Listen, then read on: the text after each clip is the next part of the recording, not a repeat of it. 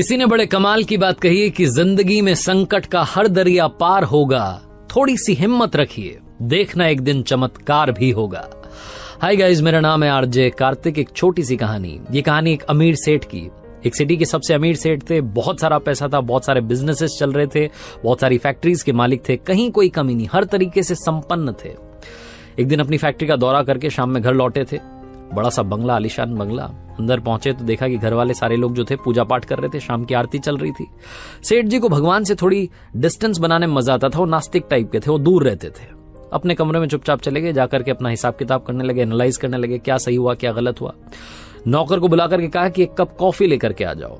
नौकर गया कॉफी तैयार करने के लिए। अचानक से सेठ जी को दर्द होने लगा सीने में, बेचैनी महसूस होने लगी। वापस नौकर को बुलाया और कहा कि एक काम करो, फटाफट से डॉक्टर्स को बुलाओ, कॉफी बाद में बनाना। उस सिटी के जो टॉप हॉस्पिटल के डॉक्टर्स थे वो सारे के सारे आए, आकर के जांचें करी, बहुत सारी रिपोर्ट्स आई। मालूम चला कि सेठ जी हर तरीके से परफेक्टली फाइन थे। सेठ जी ने कहा कि मुझे तो अभी भी बेचैनी हो रही है, मेरे लिए तो दवाइयां लिखी। डॉक्टर्स ने कहा कि आप ठीक हैं, कहां परेशान हो रहे हैं। फिर भी सेठ जी का मन था, वो अंदर ही अंदर अजीब सा महसूस कर रहे थे। तो डॉक्टर्स ने दवाइयां लिख दी और साथ में नींद की गोली लिख दी कि अगर नींद ना आए तो ये भी ले लेना, लेकिन आप आज आराम करना, किसी बात की वजह से शायद आप परेशान हैं, इसीलिए आपको बेचैनी हो रही है। नौकर ने खाना तैयार किया, दवाइयां लेकर के आ चुका था। सेठ जी ने दवाई ली, सोने के लिए बिस्तर पर चले गए, लेकिन नींद नहीं आ रही थी, करवट बदल रहे थे। बिस्तर से उठ करके वो नींद की गोली भी ले ली, लेकिन तब भी नींद नहीं आ रही थी। बहुत देर हो गई थी। घड़ी उठा करके देखा तो रात की 3 बज रही थी। सन्नाटा था, हर तरफ शांति थी।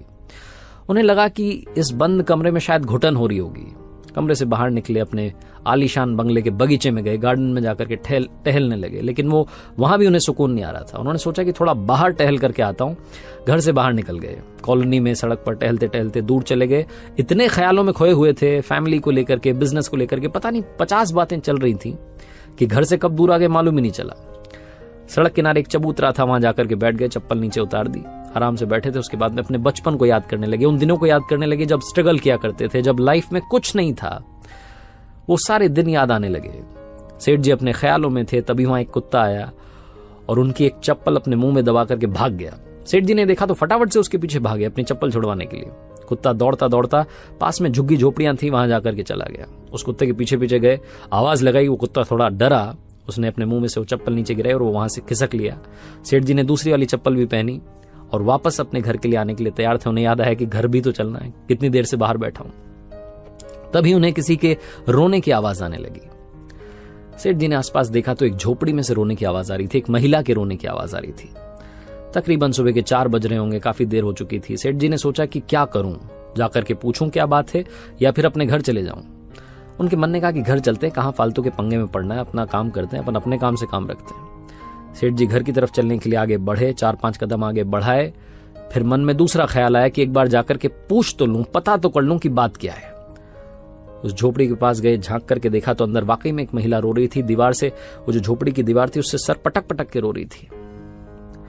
सेठ जी ने हिम्मत करके दरवाजा खटखटाया। उस महिला ने दरवाजा खोला। सेठ जी ने सबसे पहले तो कहा कि बहन जी माफ करना, गलत मत सोचना, मैं बस यहां से गुजर रहा था, मुझे आपके रोने की आवाज आई। क्यों रो रही हैं आप, क्या बात है, क्यों परेशान है? तो उस महिला ने बताया कि बाबूजी क्या बताऊं, यहां पर आप देखिए मेरी 7 साल की बच्ची है, सोई हुई है जमीन पर, ये बीमार है। डॉक्टर्स कह रहे हैं कि इसके ऑपरेशन के लिए बड़ा खर्चा होगा, लेकिन कोई मुझे पैसे नहीं दे रहा है, मदद करने के लिए तैयार नहीं है।